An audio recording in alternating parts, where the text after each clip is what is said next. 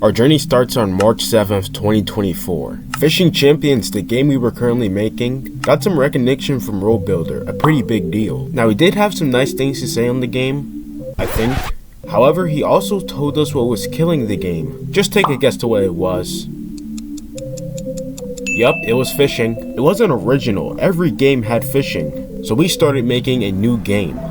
Should we start on a new game on the side, which is original? I think we should, to be honest.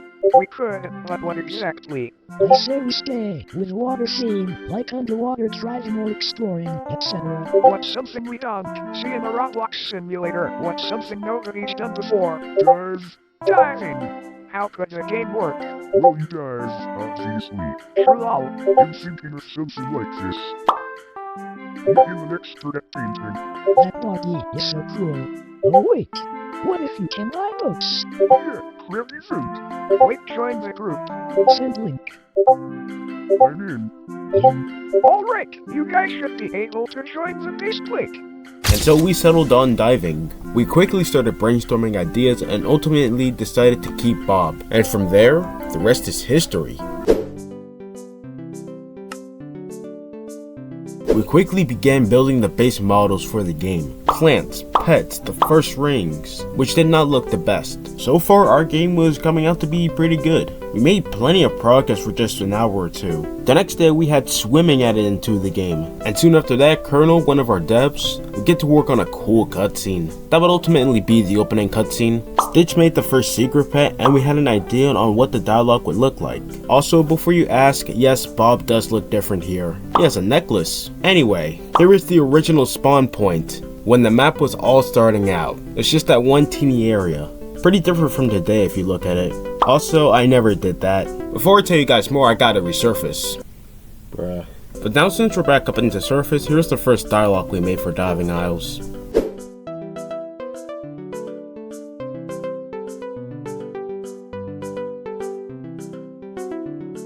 Pretty cool. Now that we had all the basics down, it was time for progression. Tropical Shores should obviously be the first free area, but I added a secret red button in the area too, which we never found the purpose for. We now have some unique models for the gear, and now for the first time, rings actually worked. This is when we'd add the second area, the VIP area.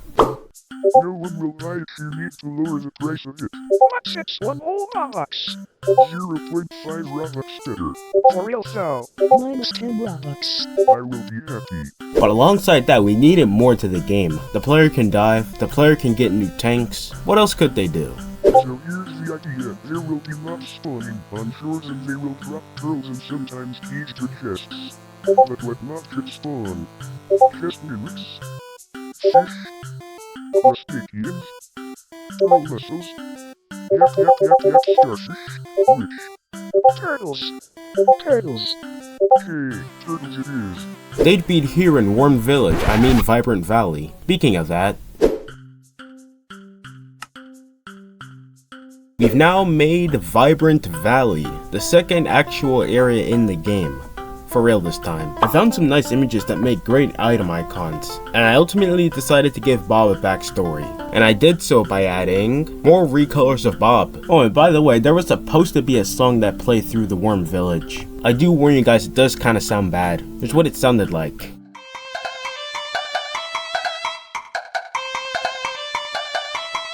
Yeah, I could have done a little bit better on that one. I haven't made a soundtrack in a long while. However, there weren't any weapons, so the turtles won. To end off this month, I began working on a snow-themed area called Frosty Outpost. Now, a little funny story with this area. I did have intentions to add snowmen here that would throw snowballs at you and knock you off the bridge, but that'd be rage quit material, like the robots. But now we had weapons, and I forgot to anchor everything at Frosty Outpost. And also, we now had a soundtrack for one area. Speaking of that though, about a month in of building, I finished up a soundtrack for the first area in the game. I even made a pixelated version for it too, though we never really used it on release. Maybe I'll use it in the future. I just thought of a cool ability so in making pixel tracks for the songs too. Are you really trying to do FNAF security breach room? Fanny mask thing? Sort of, but pixels. Here is a pixel wall.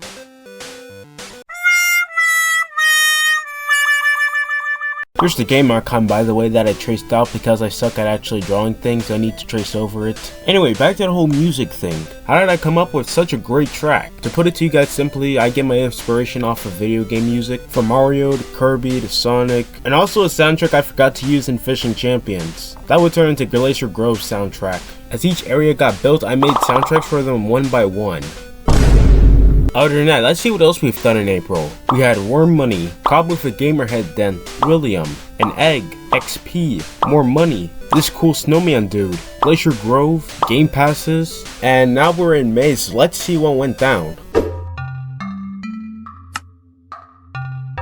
In the month of May, I began building Blossom Meadows, and for previous areas, our modeler Stitch made merchants. I also made emblems which would go inside Blossom Meadows. We'd work on pet icons too. Other than that, I just needed a name for the ninja guy in Blossom Meadows. So I did what anybody would do and just found one online. And it was Yuki. I think that's how you say it. This here will be the starting base of the exchange machine. Pretty pricey. I then topped this area off of a giant worm flag and we moved on. Hickory Woods would also be a mob area, slightly taking some inspiration from pet catchers. Oh, and just for fun, I may or may not have added myself into the game. Okay, maybe I did. The game was turning out very good. It had just about everything, but at the time we needed more mobs. So we added these rams, and an actual ram. After that though, I would mysteriously start working on another area, and actually get it done in a few hours. And that, my friends, is none other than... I wanted a mini game for this area, so I thought it'd be cool to have a digging mini game. To avoid looking like I just copied the idea from pet catchers, I did have to think outside the box. So I quickly gave a lecture on how it would work.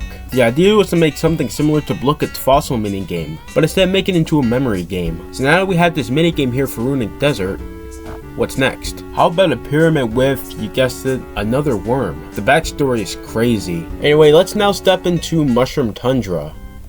Man, time does fly by fast, I tell you. This is a very interesting area and I planned on adding a lot here. Right over here, there was going to be a music store where you could buy CDs. And they kind of function like a Minecraft disc. So if you have a disc, you can play that song in no matter what area you're in. I might just throw that into a new update. We also planned on adding a mushroom enemy, but nothing really came to mind. So now what's next?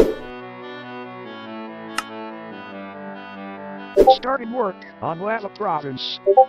This'll look way better at night for real. And yes, I do notice some things are off the ground, lol. Now, originally there were going to be 10 areas on release, but I ultimately decided to settle on 9. During this time, I would also rework the UI, and by rework I just made this button look cooler. I'd also add this thing finally. Beta win didn't come first, and here is an early version of the emblem menu in the inventory, which would then turn into this. Just about most of the major UI would be added at this time. Hi, what is gonna be here? We're doing an about an update or two, but I'll think about something happy there temporarily. Alright.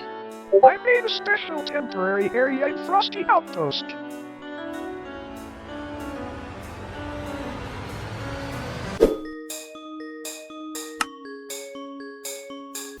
Yup, that's how it got there. Before we look at a copy-paste Bob, however, here's the help menu. Now players will have an easier time knowing how to play the game. And then there's Worm. Just plain old Worm. The next few days I slowly reviewed more and more of Diving Owls to the public, even streaming for once. He showed all of it, by the way. For the rest of the summer, we would continue to add more and more to the game. Add on to the game's lore, I should say. So now that really only leaves us with one more thing left to do. It's now the month of October, and to start out the month with a bang, why not put out a trailer? We now had a release date, October 24th. The day of release, we all were online. It looked like we were going to finish on time, unlike somebody. Anyway, the game's out. No one really noticed I was a few minutes late. Could have ended a whole lot worse though. But fast forward to today, there's a new update right now. So if you're done watching this, go check it out. It's been a crazy journey and it's not really that easy making a game. But in the end, that's the backstory of Diving Owls for you guys. Anyway, I hope you all enjoyed today's video. I've been wanting to make this one for a long time, but please let me hear your thoughts on Diving Owls in the comments below. I want to make Diving Owls a better game, so any feedback will help out a lot. Anyway, so if you guys did enjoy, be sure to like and subscribe to the channel. But until then, I will see you guys next time. Peace.